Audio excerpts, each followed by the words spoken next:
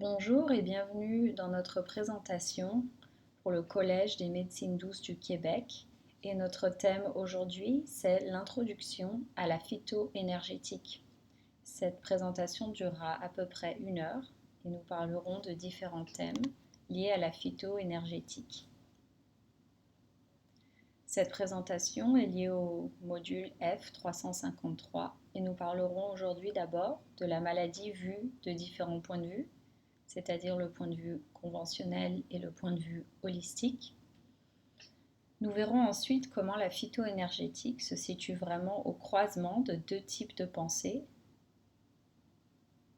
Le but de la phytoénergétique, pourquoi en avons-nous besoin? Et ensuite, comment la médecine chinoise catégorise les plantes avec son propre schéma de phytoénergétique. Et nous finirons par quelques exemples cliniques du cabinet.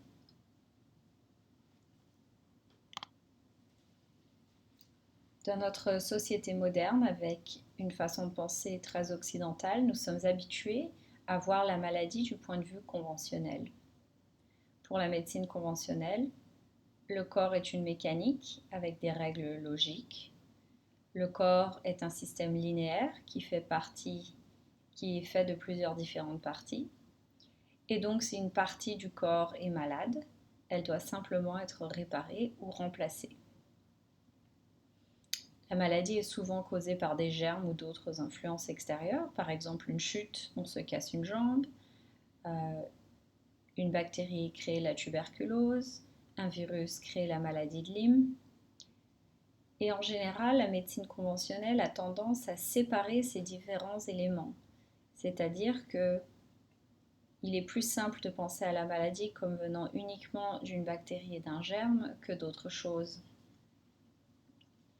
Et la médecine conventionnelle a tendance à voir les interactions entre les différentes parties de façon très linéaire. Et même parfois, elle préfère ne pas trop y penser. C'est ainsi que notre système médical est parcelé entre spécialistes avec un ophtalmologiste, un urologue, un gastro-entérologue et ainsi de suite. Il n'y a pas vraiment de vision d'ensemble. Cette forme de pensée nous a permis d'arriver très loin et la médecine moderne est un résultat de cela, mais comme nous verrons aujourd'hui, elle a aussi ses limites. Du point de vue conventionnel, la maladie n'est pas directement liée aux émotions ou à l'intellect. Le corps est une entité purement physique. Bien sûr, nous avons la psychiatrie, qui est une partie de la médecine relativement récente, et dans ces cas-là, la partie du corps qui est problématique est le cerveau. Et les émotions et l'intellect peuvent être liés à ça, mais du point de vue de la pensée conventionnelle, la tête est littéralement séparée du reste du corps. C'est-à-dire que la médecine conventionnelle a du mal à accepter l'influence de certaines émotions sur les organes. Le seul organe qui a le droit d'être relié aux émotions, c'est le cœur, où l'anxiété est une des causes des palpitations admises par la médecine occidentale, et peut-être un peu sur l'estomac, où ils vont nous dire que quand nous sommes un peu anxieux, on peut aussi avoir des brûlures d'estomac ou des reflux acides. Par contre, la médecine conventionnelle et ce point de vue conventionnel a du mal à voir d'autres émotions, comme par exemple la colère ou la tristesse ou l'inquiétude, comme ayant un lien ou un impact particulier sur les différents organes du corps. Alors, du point de vue conventionnel, le cœur et l'estomac ont le droit, eux, d'être influencés par nos émotions, mais les autres organes, eux, seraient complètement indépendants de notre monde émotif ou intellectuel. Donc voilà la maladie du point de vue conventionnel. La maladie du point de vue holistique est un petit peu différente. Pour le point de vue holistique, le corps a son intelligence propre et le corps est fait de multiples réseaux de systèmes interconnectés, c'est-à-dire que nous sommes loin de la pensée linéaire. Nous reconnaissons que le corps est fait de tout un tas de réseaux, beaucoup d'entre eux sont sûrement encore à découvrir, et que les interactions entre ces multiples réseaux peuvent être physiques mais aussi psychiques, c'est-à-dire que l'intellect et les émotions peuvent dicter ces interactions.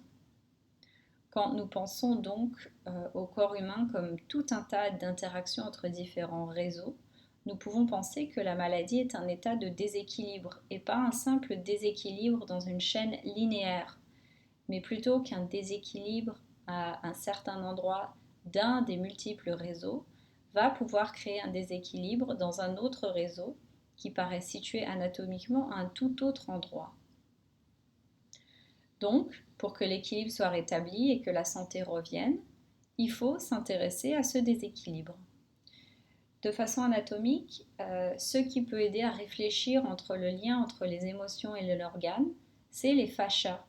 Donc dans le corps humain, mais dans le corps de la plupart des mammifères, les organes ne flottent pas simplement à l'intérieur du corps, mais ils sont empaquetés dans ce qu'on peut penser à un sac en plastique.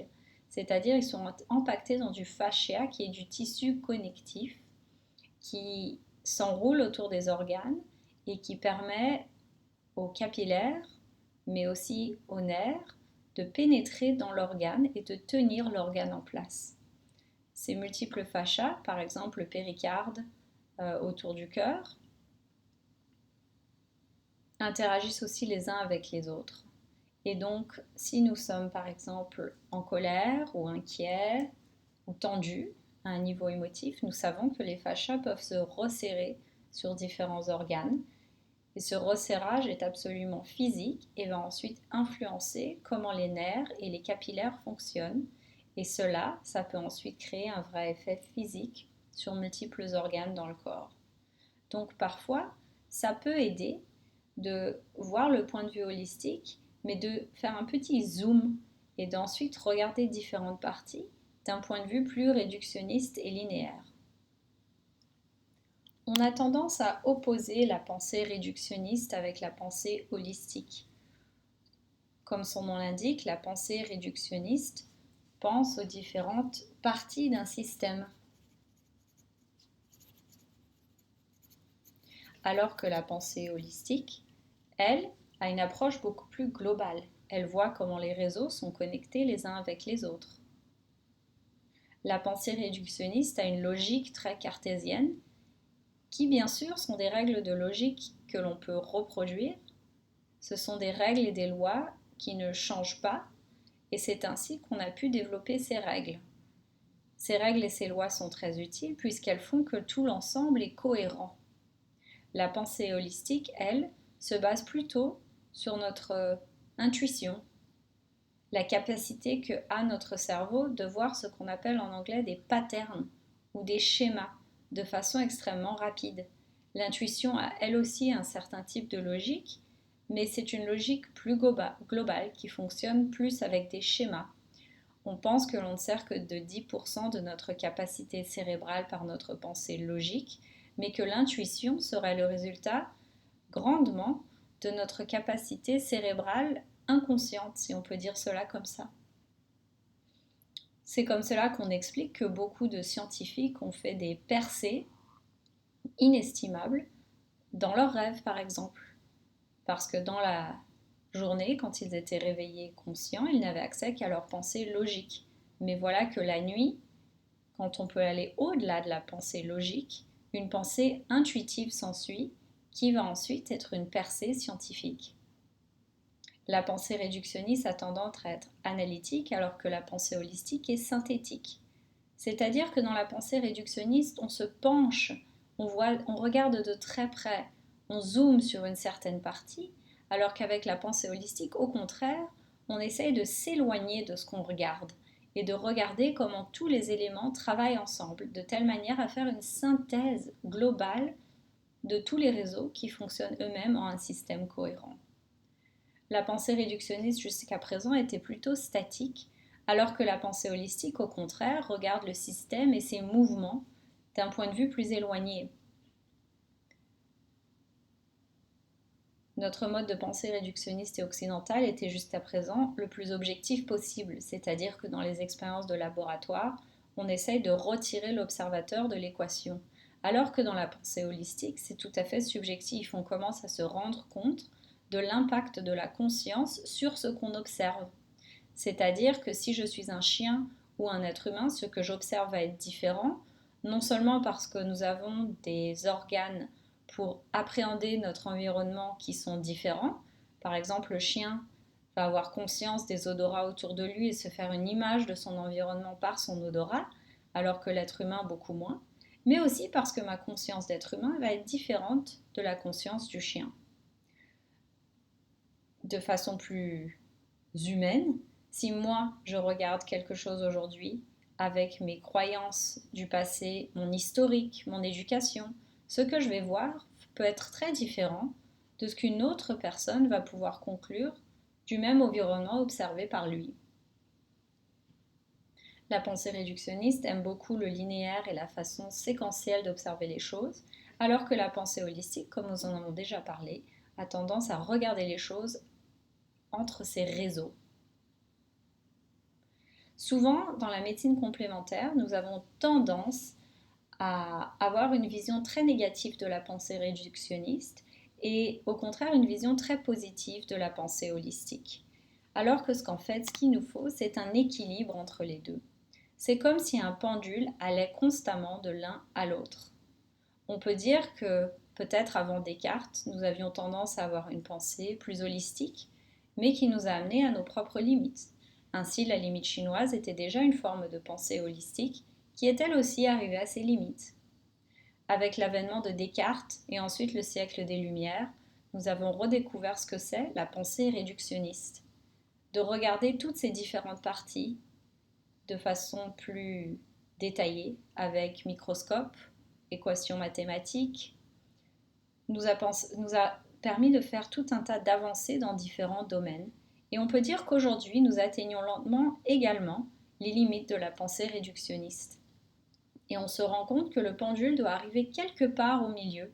Il nous faut des éléments de pensée holistique et il nous faut des éléments de pensée réductionniste.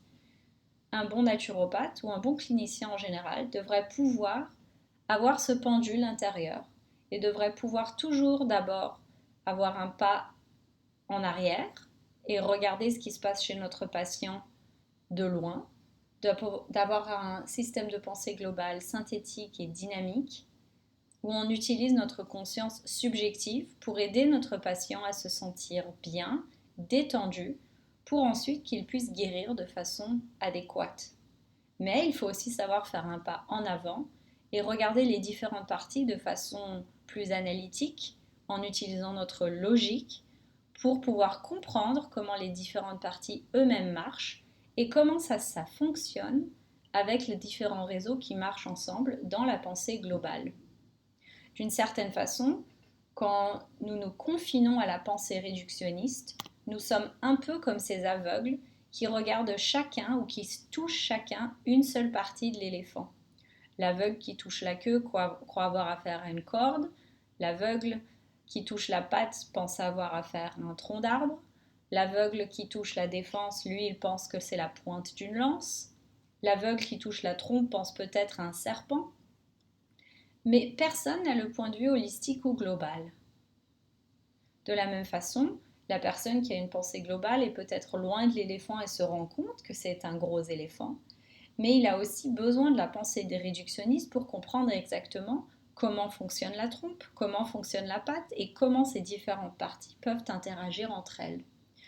Aujourd'hui, la médecine conventionnelle est elle aussi en train de suivre un schéma de pensée holistique lentement.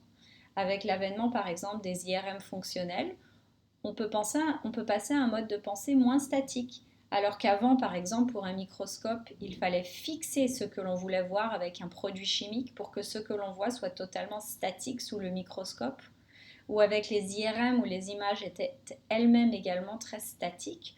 Aujourd'hui, avec l'IRM fonctionnel, on peut voir d'une certaine façon comment le sang à l'intérieur du cerveau bouge et comment les échanges gazeux se font à l'intérieur du cerveau.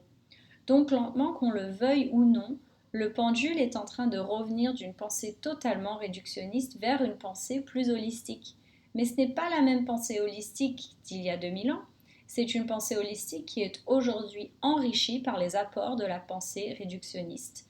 En quelque sorte, nous sommes dans une spirale où les choses se répètent mais ne se reproduisent pas exactement. Une autre façon de résumer la pensée holistique et la pensée réductionniste, c'est de penser que ici en haut, la pensée réductionniste, c'est que la somme de toutes les parties, ça fait le tout. Donc on va dire, eh ben voilà, un vélo a des roues, une selle et un guidon, et quand je les mets ensemble, c'est un vélo. Donc si je comprends la selle, si je comprends le guidon et si je comprends le fonctionnement des roues, je peux comprendre le fonctionnement du vélo. Bien sûr, c'est entièrement vrai dans les systèmes mécaniques que l'on arrive aujourd'hui à très bien créer. Mais nous sommes encore incapables de reproduire exactement le corps humain aujourd'hui. Même si l'on comprend les poumons, le cœur, l'estomac, le cerveau, si nous les mettons tous ensemble, il nous manque encore tout un tas d'éléments. Si bien qu'on voit que même en comprenant les différentes parties, on ne comprend pas exactement le tout, et que le tout est fait de plus que toutes ces différentes parties. Bien sûr, il y a encore des parties que nous devons découvrir, et c'est ainsi que la pensée holistique et la pensée réductionniste se rencontrent pour créer quelque chose. On peut donc dire qu'un mode de pensée équilibré qui se trouverait au croisement de la pensée holistique et réductionniste serait quelque chose comme cela. Ce ne sont pas uniquement les germes bactériens qui peuvent causer la maladie, mais ce n'est également pas uniquement des facteurs internes qui vont causer la maladie, puisqu'on sait bien que les bactéries existent et que les bactéries sont en tout cas en partie responsables de la maladie. Et c'est donc pour ça que les antibiotiques ont eu l'effet positif prodigieux depuis la Deuxième Guerre mondiale, car ils ont un vrai effet. Ils nous aident à éliminer la maladie. Mais pourquoi alors certaines personnes ont-elles besoin d'antibiotiques tous les mois pour un rhume qui revient tous les mois, alors qu'une certaine personne n'aura besoin d'un antibiotique que tous les 5 ans? On pourrait dire que les germes bactériens vont se multiplier mieux dans un certain terrain. Et ce terrain est une combinaison de facteurs physiques et énergétiques. Pour rétablir l'équilibre, il faut donc éliminer le germe bactérien et corriger le terrain. En termes plus concrets, si j'ai un patient qui vient me voir avec une pneumonie, avec une fièvre à 39, je ne vais pas lui dire de ne pas prendre des antibiotiques. Je vais lui dire qu'il faut aller faire une radio, voir l'état des poumons, il faut se faire ausculter avec un stéthoscope pour déterminer un diagnostic de pneumonie. Et si c'est le cas, je vais lui dire qu'il va lui falloir des antibiotiques. Il va lui falloir des antibiotiques pour réduire le nombre de bactéries. Une fois qu'on a réduit le nombre de bactéries, le système immunitaire va pouvoir reprendre le dessus. Et à ce moment-là, on va pouvoir se pencher sur ces différents facteurs physiques et énergétiques pour que le système immunitaire soit plus boosté, plus tonifié, pour que la prochaine fois qu'une bactérie vient dans l'environnement du patient, il ne finisse pas avec une pneumonie. Plus un problème de santé est récurrent, plus on va pouvoir dire que ce déséquilibre est profond et que le déséquilibre va être plus dur à rectifier, mais qu'il sera d'autant plus important de rectifier ce déséquilibre car ces problèmes récurrents vont aller de mal en pire si l'on ne change rien. C'est ainsi que par exemple, si une personne vient avec de l'eczéma et qu'on met une crème à base de cortisone sur la peau et que l'eczéma s'améliore, si on ne fait rien d'autre, l'eczéma va simplement revenir et il faudra à nouveau mettre une crème à base de cortisone. Et on va continuer dans cette récurrence d'utilisation à la cortisone. Et un jour, la cortisone ne fonctionnera plus. Il faudra passer à un cachet oral à base de cortisone, voire à d'autres médicaments plus forts pour contrer le système immunitaire. Alors que si on se penchait sur ces facteurs physiques et énergétiques qui contribuent à l'eczéma, nous pourrions peut-être entièrement nous débarrasser de cette crème à la cortisone et de s'approcher un peu plus de la santé. La médecine chinoise avait déjà compris cela. Il faut penser que cela se passait bien avant notre mode de pensée cartésien, linéaire et réductionniste. Et eux, ils avaient dit « Ah oui, nous voyons le schéma global de la maladie, c'est un déséquilibre. » Mais eux-mêmes avaient compris qu'il fallait quand même un peu de pensée réductionniste pour essayer de comprendre tout cela mieux. Et c'est ainsi que la médecine chinoise a élaboré ces fameux 8 principes, où la médecine chinoise ne dit pas seulement c'est un déséquilibre, car ce n'est pas assez précis. La médecine chinoise a dit c'est un déséquilibre de qi, de yang ou de fluide. Et tout ça peut s'exprimer selon 8 principes. Est-ce que la maladie est intérieure ou extérieure? Donc déjà à l'époque, ils avaient vu qu'on pouvait attraper par exemple une grippe, donc quelque chose qui vient d'un pathogène extérieur. Et dans ces cas-là, si la maladie se situait plutôt à l'extérieur du corps, c'est-à-dire dans les couches externes de la peau où la transpiration peut s'opérer, il fallait essayer de transpirer et donc de se débarrasser de ce pathogène extérieur. La maladie pouvait être un excès ou une vacuité, c'est-à-dire un vide de chaud ou de froid, ou un excès de chaud ou de froid, un excès de yin ou de yang, ou un vide de yin ou de yang. Donc eux-mêmes, même dans leur système de pensée global, ils avaient utilisé un système de pensée plus linéaire et réductionniste pour réussir à mieux définir le déséquilibre avec ces 8 principes.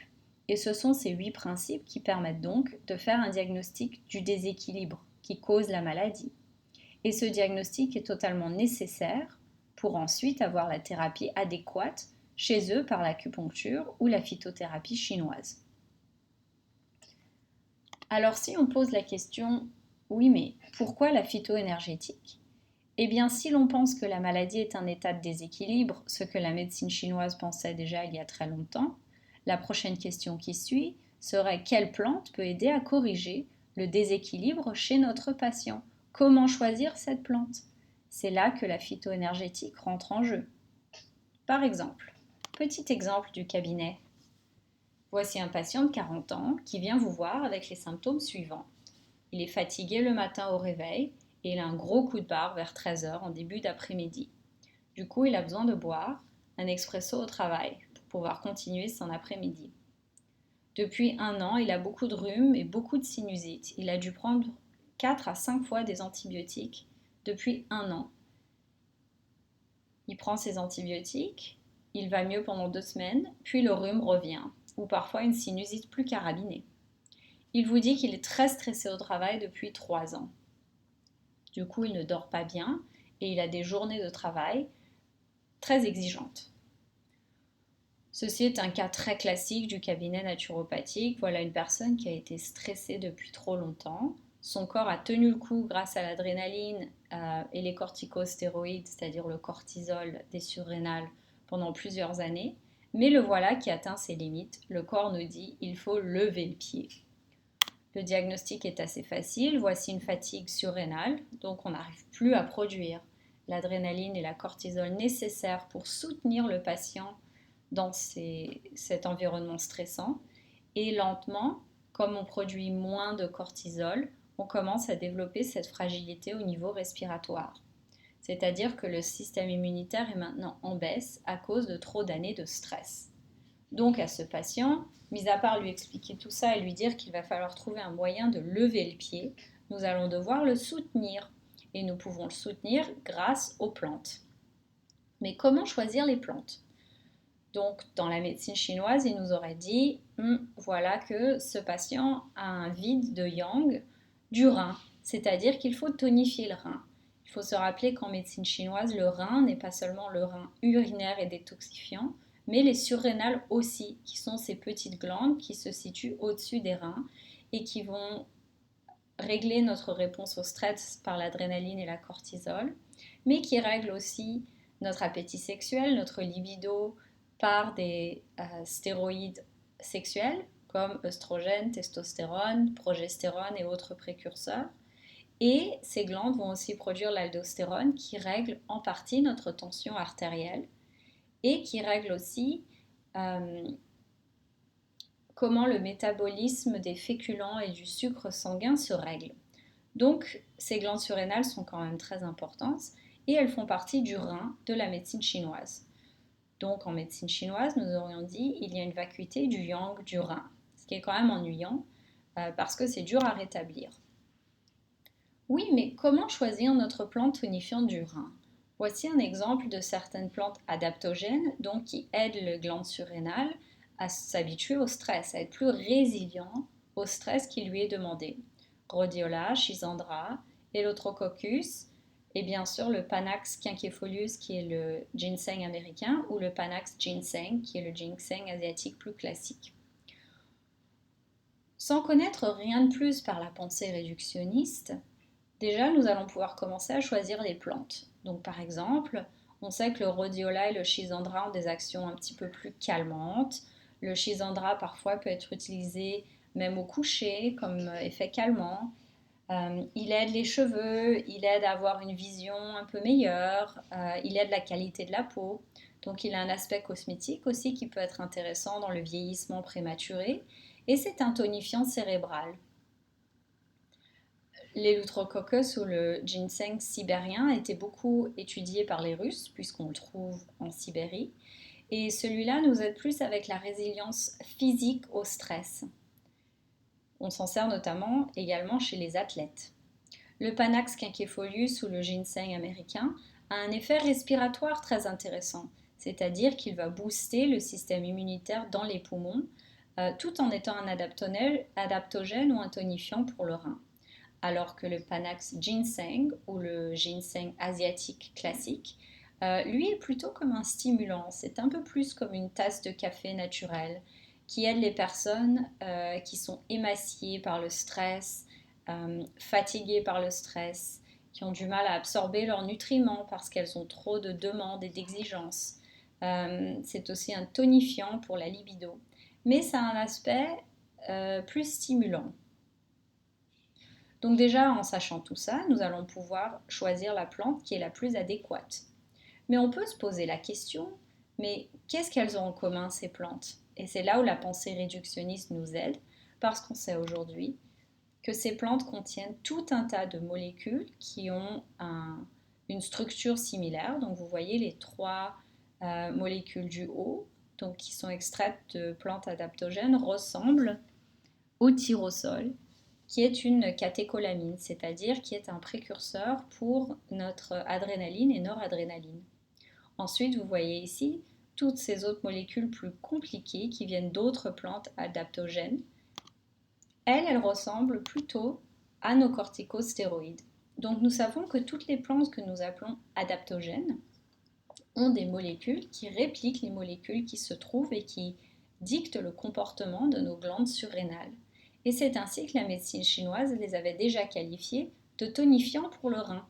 Mais grâce à la pensée réductionniste, nous pouvons aujourd'hui trier, catégoriser nos plantes adaptogènes entre celles qui contiennent des molécules plutôt semblables aux catécholamines, celles qui contiennent des molécules plutôt semblables aux corticostéroïdes et celles qui contiennent d'autres molécules que nous ne comprenons pas encore très bien. Mais nous voyons que simplement avec ces trois catégories, ça ne nous donne pas assez d'informations pour choisir la plante.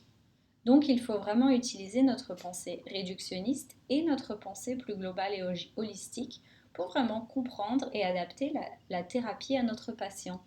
Alors par exemple, c'est chez ce patient-là, il me semble qu'il ne me faut pas vraiment une plante semblable aux catécholamines, mais plutôt une semblable aux corticostéroïdes, vu que le problème vient d'une fatigue des surrénales où la personne ne produit plus assez de cortisol. Donc on aimerait plutôt une plante comme le Panax quinquefolius, c'est-à-dire le ginseng américain, ou peut-être comme l'Eleutherococcus ou le ginseng sibérien, donc plutôt dans la catégorie du milieu. Mais ensuite, pour choisir entre le Panax sibérien ou le Panax américain, je me sers de ma pensée holistique et globale, c'est-à-dire que je sais que cette plante a une influence tonifiante, c'est-à-dire sur le rein, mais aussi une influence tonifiante sur le système respiratoire. Et on sait ça par la médecine chinoise. On ne sait pas encore comment ça marche vraiment, on n'a pas assez d'études réductionnistes là-dessus, mais ma pensée globale m'a fait identifier un diagnostic par rapport au rein et au système respiratoire, donc j'essaie de choisir une plante qui va tonifier les deux. Et dans ces cas-là, moi je choisirais le ginseng américain. Bien sûr, nous pouvons aussi combiner des plantes, ça peut aussi être très utile. Si mon patient avait eu beaucoup de stress et aujourd'hui ce n'était pas tellement le cortisol qui est déréglé, mais plutôt son système adrénaline, c'est-à-dire plutôt avec de l'anxiété, des palpitations, peut-être des crises d'angoisse, alors j'aurais plutôt choisi une autre plante qui nous influence plutôt du côté des catécholamines, c'est-à-dire de l'adrénaline. Donc on voit vraiment que la phytothérapie se situe au croisement de la pensée globale et de la pensée réductionniste. Ce que l'on sait aujourd'hui sur les plantes par la pensée réductionniste nous sert, nous donne plus d'informations dans notre schéma de pensée globale qui était déjà élaboré de façon très détaillée dans la médecine chinoise. Donc la médecine chinoise avait ses 8 principes, mais elle était aussi très influencée par l'observation du monde physique. Ce qu'ils avaient à l'époque, ce n'était que l'observation macroscopique et bien sûr ce qu'ils pouvaient ressentir de façon énergétique avec leur propre méditation. En observant le monde macroscopique, ils avaient bien sûr accès aux saisons et aux éléments naturels. Et ils ont utilisé ce vocabulaire pour développer leur théorie des 5 éléments qu'ils ont ensuite superposés sur la théorie des 8 principes. Donc beaucoup de praticiens de médecine chinoise aujourd'hui vont utiliser la méthode de l'équilibration par les 5 éléments. Ça nous paraît aujourd'hui un peu abstrait et désuet quelque part ce vocabulaire, mais il faut se rappeler que c'était simplement le vocabulaire de l'époque et que ce ne sont que des mots pour décrire un schéma, un système que l'on peut recouper avec notre savoir de la pensée réductionniste moderne de ce dernier siècle. Nous allons en parler dans une minute. Donc quand nous pensons aux 5 éléments, il y a le feu, la terre, le métal et l'eau. Et il faut bien penser que nous pensons encore avec les 8 principes, c'est-à-dire le vide ou l'excès de yin ou yang. Comme révision basique, on se rappelle donc que le yang est tout ce qui a trait au masculin, au soleil, c'est-à-dire au lumineux, et donc à l'extérieur du corps, ce qui est visible, pas à l'extérieur, excusez-moi, mais dans le dos. C'est-à-dire si on pense à une personne à 4 pattes, le soleil va surtout être sur le dos et la partie postérieure du corps, ce que l'on voit. C'est actif, c'est chaud, ça a tendance à avoir une énergie importante qui se manifeste à l'extérieur, donc dans le visible.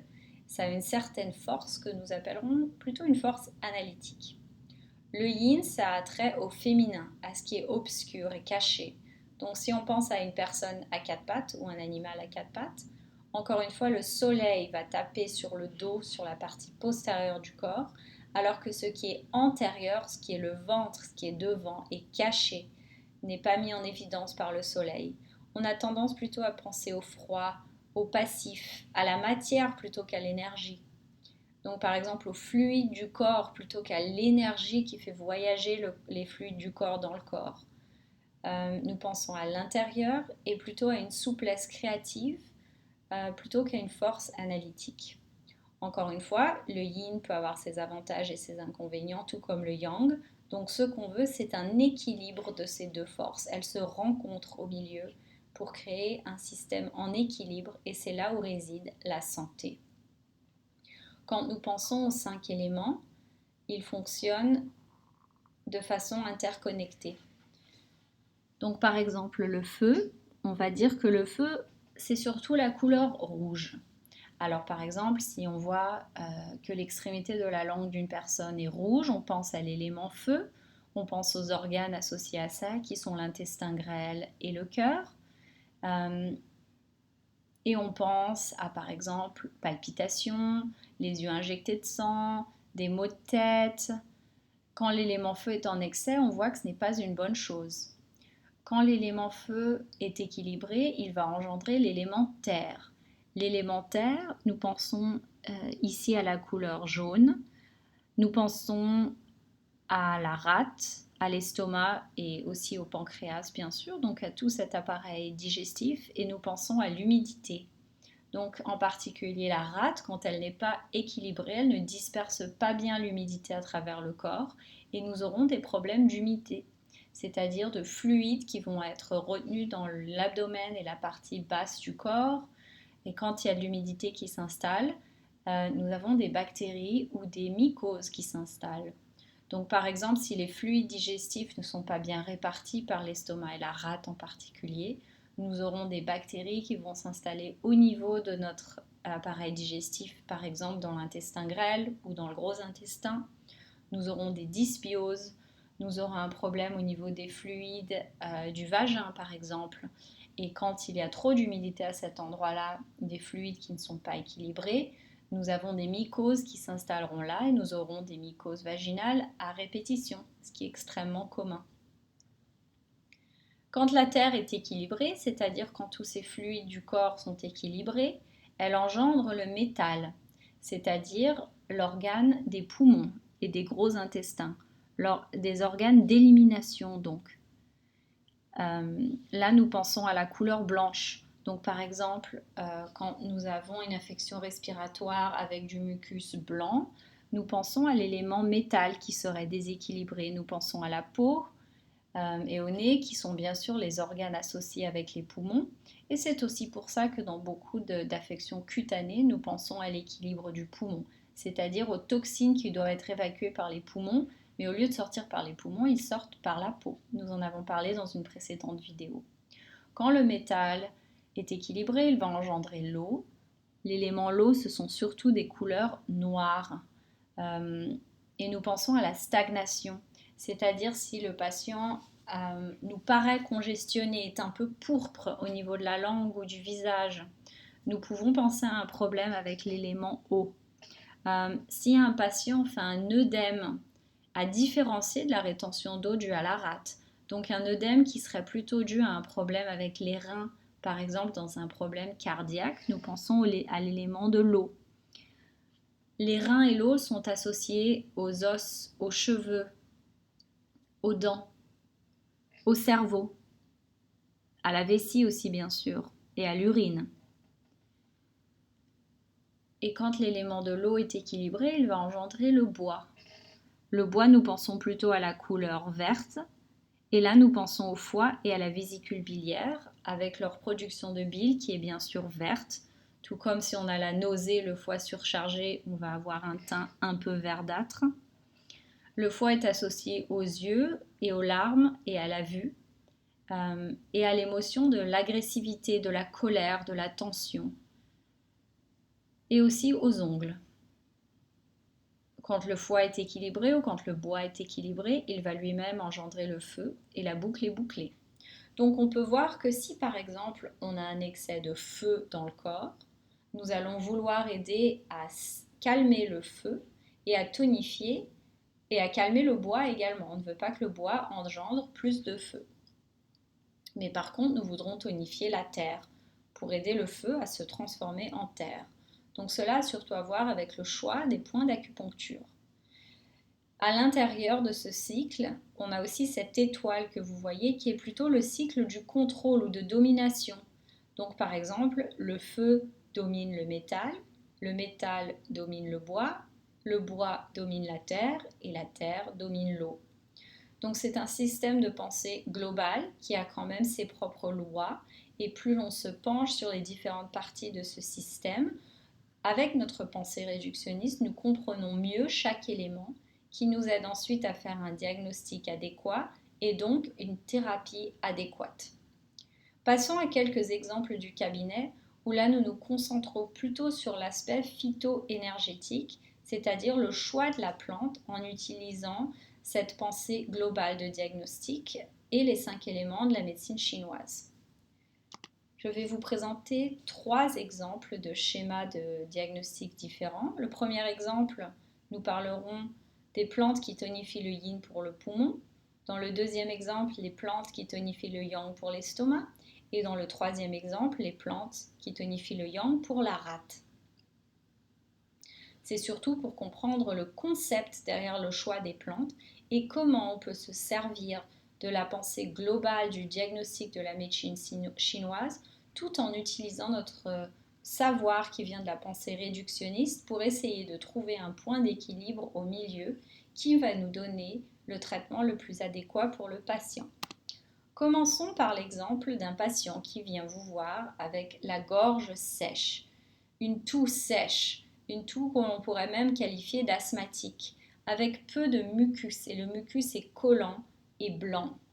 C'est un cas classique de vide ou de vacuité de yin du poumon, c'est-à-dire que nous n'avons pas assez de fluide, nous n'avons pas assez de yin dans le poumon. Le yang se retrouve donc pas assez équilibré, et le yang étant chaud, il commence à dessécher les muqueuses de plus en plus. Donc il va nous falloir tonifier le yin, c'est-à-dire des plantes qui nous aident à fortifier les fluides au niveau du poumon. Nous pensons aux plantes suivantes. Plantago, le plantain, Linula qui est aussi l'hélicampagne, Altae qu'on appelle le marshmallow et le Verbascum qu'on appelle le bouillon. Toutes ces plantes, nous savons, sont des plantes tonifiantes du yin du poumon. Comme elles s'occupent du poumon, la médecine chinoise va les mettre dans la catégorie métal, c'est-à-dire nous voyons un vide yin du poumon, c'est-à-dire nous n'avons pas assez de métal, si on repense à nos 5 éléments en médecine chinoise. Et alors nous pensons, bon, quelles sont les plantes qui tonifient le poumon ou l'élément métal en médecine chinoise? Voilà les 5 plantes dont nous venons de parler il y a une minute. Donc nous allons les mettre dans la catégorie métal et poumon. Mais, et c'est là où la pensée réductionniste ne nous suffit pas, la plupart des plantes ne rentrent pas dans une seule catégorie. Il faut se rappeler que même si l'on connaît un grand nombre de leurs composantes, il y en a encore plein que nous ne connaissons pas. Donc toutes ces composantes, certaines d'entre elles vont avoir un effet sur le poumon, mais ces mêmes composantes, pour des raisons que nous ne comprenons pas entièrement, ont aussi une forte action sur le système digestif. Donc par exemple, la mauve, qui est elle aussi une plante qui a des propriétés tonifiantes des muqueuses par rapport au yin, nous la mettons plutôt dans une action digestive. Donc nous ne la mettons pas dans la catégorie métal, c'est-à-dire poumon, mais plutôt dans le système digestif. C'est un peu arbitraire, ça dépend aussi des types de pensée que nous suivons. Si nous suivons la médecine chinoise, la même plante peut être classifiée dans une catégorie différente de la médecine ayurvédique par exemple. Cela a peut-être attrait aux différentes composantes qui sont équilibrées de façon différente selon si la plante pousse, on va dire, en Chine ou en Inde. Mais il faut se rappeler que les plantes sont des systèmes globaux. Quand on pense à elles de façon holistique, rappelez-vous, ce sont des réseaux qui fonctionnent entre eux. Donc là, actuellement, ces plantes-là, nous les mettons plutôt dans la catégorie métal, tonifiant du yin. Encore une fois, en utilisant notre pensée réductionniste, nous disons que toutes ces plantes contiennent du mucilage, c'est-à-dire des composantes qui vont retenir l'eau et ont donc des vertus émollientes. Elles répliquent le mucus et ont tendance à réhumidifier les muqueuses. Elles boostent le yin, donc dans les poumons. Donc cette personne, je vais avoir tendance à choisir des plantes de cette catégorie-là. Ces plantes-là sont surtout utiles sous forme d'infusion, car leur mucilage est activé, si on peut dire ça comme ça, par l'eau dans laquelle la poudre de la plante va être mise. Ensuite, cette poudre va faire comme un pansement gastrique ou un pansement dans les poumons qui auraient été asséchés donc par ce virus ou éventuellement cet asthme. Pour un peu plus de visuel, voici une image de nos 4 plantes émollientes qui contiennent des mucilages que nous mettons dans les plantes qui tonifient le yin du poumon ou qui réhumidifient les muqueuses dans le poumon.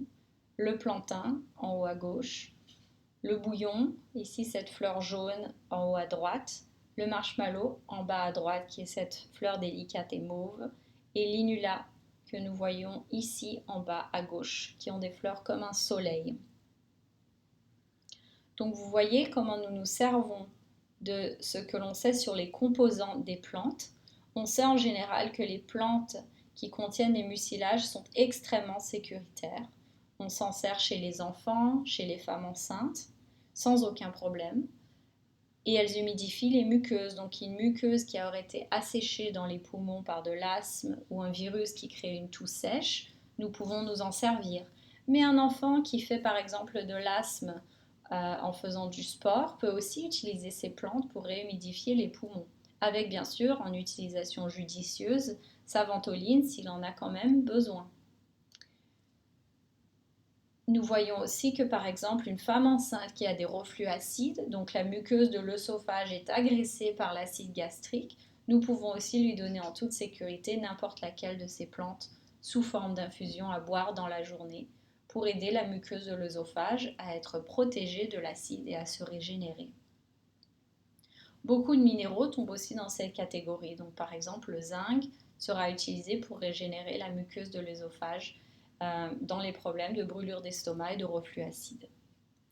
Passons à notre deuxième exemple.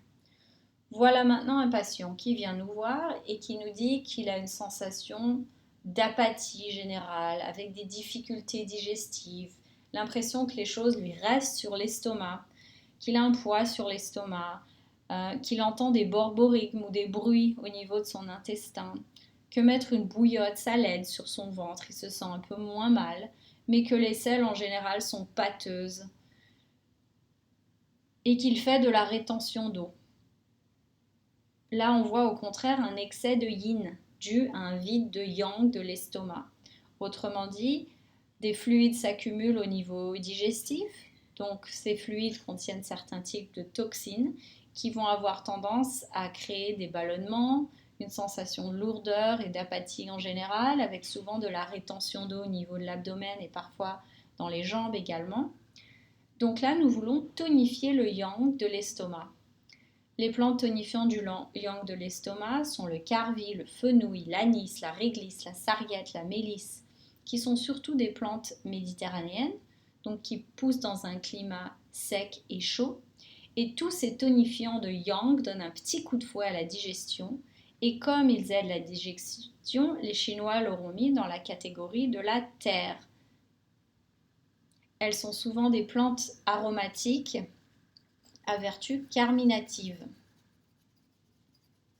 c'est-à-dire qu'elles ont des composantes aromatiques, donc des huiles essentielles, on peut faire des huiles essentielles avec, qui vont disséminer ou rapetisser les bulles de gaz à l'intérieur du système digestif et donc réduire les ballonnements et nous apporter un peu de réconfort.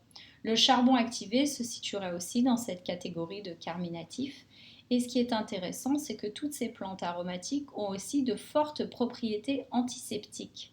Ceci est particulièrement intéressant si l'on essaye d'occidentaliser ces termes un petit peu. On sait qu'aujourd'hui, nous avons besoin de notre acide gastrique pour stériliser les aliments qui rentrent dans le corps, c'est-à-dire pour réduire l'apport bactérien sur les aliments que nous mangeons.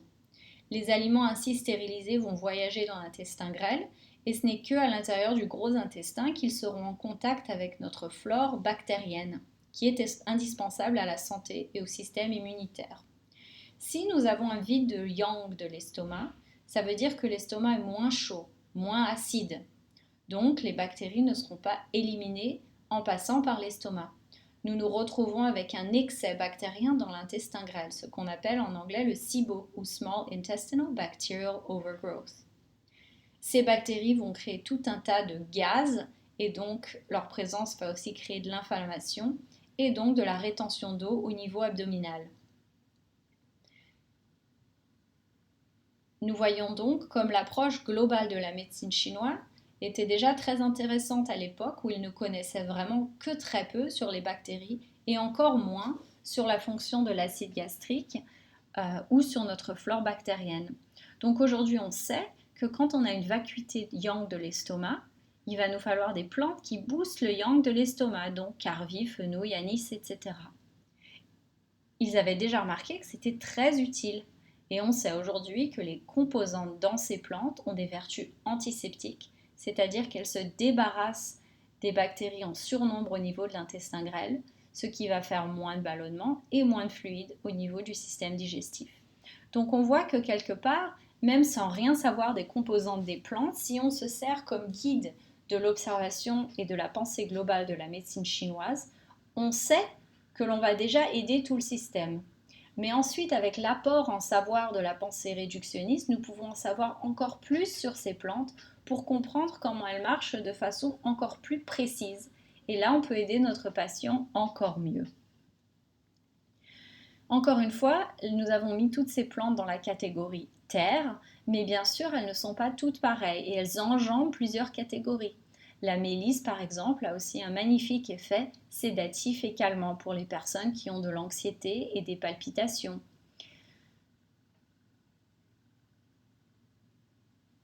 La réglisse a aussi certaines propriétés hypotensives. C'est aussi un tonifiant des surrénales et un tonifiant du système immunitaire.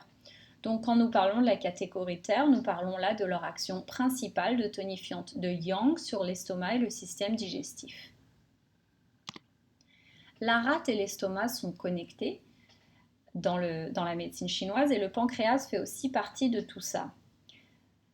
Mais en médecine chinoise, la rate, donc l'élémentaire, contrôle la digestion, mais aussi c'est la rate qui retient le sang dans les veines. Donc pour la médecine chinoise, c'est une autre fonction de la rate de retenir le sang dans les veines. Donc quand nous pensons à des problèmes d'extravasation, c'est-à-dire quand le sang va avoir tendance à sortir des parois veineuses, donc pas artérielles mais veineuses, dans les problèmes d'hémorroïdes par exemple, les problèmes de varices au niveau des jambes, donc des veines qui vont être gonflées, protubérantes dans les jambes, tous les problèmes de fragilité capillaire, au niveau des jambes par exemple, ou par exemple aussi la couperose sur le visage, c'est-à-dire les vaisseaux dilatés ou explosés. Dans les saignements utérins, notamment de la préménopause. Attention, en présence de saignements utérins pendant la ménopause, il est impératif d'envoyer le patient chez la gynécologue. En préménopause, ça peut aussi être intéressant juste pour s'assurer qu'il n'y a rien de plus grave que le début de la ménopause. Dans tous les troubles de la microcirculation, par exemple les troubles visuels de dégénérescence, nous pensons à la rate et notamment à un vide de yang de la rate. Donc on veut tonifier l'énergie de la rate pour tonifier la fonction des parois veineuses pour qu'elles aient plus d'énergie pour retenir le sang à l'intérieur des veines. Donc là, nous pensons à toutes ces plantes tonifiantes du yang de la rate qui vont être le cyprès, donc la noix du cyprès, la myrtille et le marron d'Inde qui sont les plus connus. Le vide de yang de la rate peut donc causer ces problèmes d'extravasation du sang, mais aussi des diarrhées et des ballonnements. Donc dans le cas de diarrhée aqueuse, blanche ou de ballonnement et borborygme, nous pensons aussi au géranium et à la myrtille. Donc les tisanes à base de myrtille ou la teinture de géranium sont très utiles pour assécher ce qui se passe au niveau de la rate, si on peut dire ça façon médecine chinoise, ou par rapport au gros intestin. Encore une fois, toutes ces plantes, le cyprès, la myrtille, le marron d'Inde, le géranium, ont en commun qu'elles contiennent des tanins. Et les tanins, c'est un peu le contraire d'un mucilage, c'est-à-dire que là où un mucilage humidifie les muqueuses, les tanins assèchent et tonifient la muqueuse. Donc on s'en sert par exemple aussi sur par exemple des furoncles ou de l'acné, où on va mettre des plantes qui contiennent des tanins, comme par exemple aussi le thé vert, pour resserrer les pores de la peau. Donc c'est l'action sur l'énergie plutôt, la tonification de cette action de resserrer, pour qu'ensuite le pus du furoncle ou du bouton d'acné, du pustule, puisse mieux sortir, parce que la peau aura été resserrée. Quelques images encore une fois. Donc en bas à gauche, tout le monde connaît bien sûr le cyprès qu'on retrouve surtout dans des climats secs et encore une fois méditerranéens. Et c'est une plante qu'on retrouve aussi beaucoup dans les cimetières. Donc en homéopathie, le cyprès, c'est pour les personnes qui ont beaucoup de superstitions et de fascination autour de la mort. Nous voyons là-bas en haut le marron d'Inde. Donc là encore une fois, nous nous servons du marron pour ses tanins et ses propriétés tonifiantes des veines. Et au milieu, vous aviez Géranium maculatum, ou cette fleur mauve, dont nous nous servons pour assécher la muqueuse du gros intestin quand nous avons un vide de yang de la rate. Donc j'ai fait exprès là d'utiliser un vocabulaire de la médecine chinoise, mais d'utiliser aussi des termes beaucoup plus occidentaux, si on peut dire ça comme ça, de notre pensée plus réductionniste et moderne, pour être vraiment au croisement entre ces deux façons de penser et de voir comment pouvoir penser de ces deux manières-là nous permet une thérapie beaucoup plus adéquate pour le patient. Nous voici déjà arrivés à notre dernière diapositive pour un petit résumé rapide de cette dernière heure passée ensemble. La phytothérapie, eh bien, ça nous sert à choisir une plante médicinale adéquate une fois qu'on a identifié les symptômes cliniques et donc le déséquilibre chez notre patient. Nous avons vu aujourd'hui que nous ne pouvons pas uniquement classifier les plantes de façon linéaire. Donc ce qu'on sait sur leurs molécules par la pensée réductionniste, ce n'est pas assez. Il nous faut aussi le savoir de la phytoénergétique pour mieux choisir la plante qui correspond au diagnostic ou au déséquilibre du patient. Nous avons vu plus tôt par exemple un exemple de plante qui va tonifier les reins et le système immunitaire, ou d'autres plantes qui vont servir au système digestif mais aussi au système respiratoire et ainsi de suite. La médecine chinoise utilise son propre vocabulaire pour catégoriser les plantes selon leurs actions et aider au choix de la plante par la phytoénergétique. Donc la médecine chinoise utilisait des termes de l'observation macroscopique du monde autour d'eux, c'est-à-dire les saisons, les éléments, et c'est ainsi qu'ils ont catégorisé les plantes. Nous pouvons mieux comprendre cette catégorisation aujourd'hui par notre savoir moderne des plantes grâce à la pensée linéaire et réductionniste, mais nous ne savons pas encore tout, notamment comment ces milliers de molécules différentes interagissent ensemble pour aller dans un ou dans un autre système du corps humain. Donc j'espère que cette présentation vous a été utile pour mieux comprendre le module F353 et en vous souhaitant une excellente fin de journée.